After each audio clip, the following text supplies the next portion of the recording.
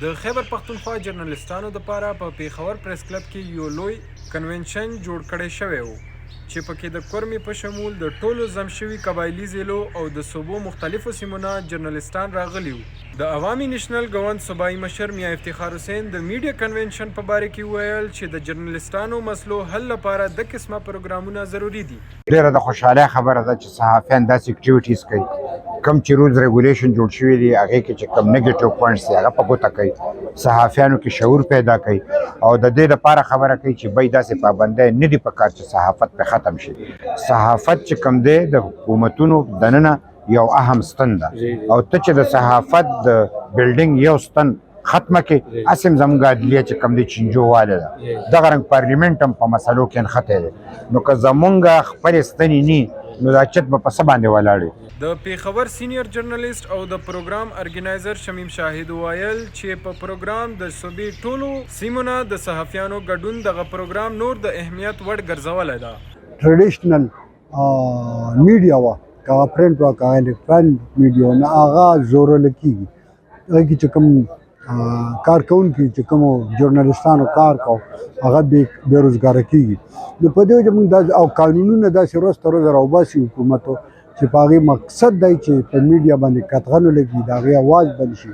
نو په دې وجه موږ دا ضرورت محسوس کړو او دا دلته کې زموږ ملګرو په اسلام آباد کې هم کړي دي، پنجاب کې هم کړي، دلته هم شو. کله موږ ټول عمر صحافت له ورکو نو پکار دا ده چې اوس موږ د صحافت هم لارې سیده کړو. نو ما دا خواهش و چې نن په دې تقریب کې به یو داسې اعلان کېږي چې دلته د ټول پاکستان صحافیان راغونډ شوي دي چې یو داسې اعلان سره موږ راپاسو چې په پاکستان کې صحافت ته کوم چیلنجز مخې ته دي او صحافت لګیا د پټوبېدو دی، نو د صحافت دا سفینه به موږ څنګه بچ کوو. اظهار رای ازادي خو به موږ هله کوو چې صحافت بچ وي، چې صحافت ډوب شوی وي نو اظهار رای جنګ به موږ په کم ځای کوو. د صوبې بېلابېله برخو نه راغلي جرنالستانو په خپلې وینا کې د شان نیوز سره خبرو اترو کې ویل چې که چیرې پیښور پریس کلب او خیبر یونین اف جرنالیست وغواړي نو په ښې طریقې سره د لرې پرتو سیمو پریس کلبونه او جرنالستانو ستونزې حل کولی شي.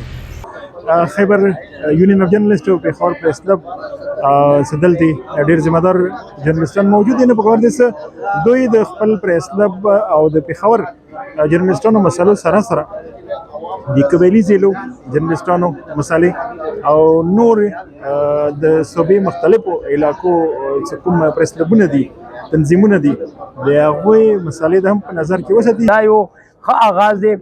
په نن سبا وخت کې تاسو وګورئ صحافیان داسې په ډلو ډلو باندې د مختلفو صحافتي ادارو نه ایستل کېږي، بېروزګاره کېږي. ولې چې دنیا ډیجیټل ته روانه ده، د اے آی دور دی.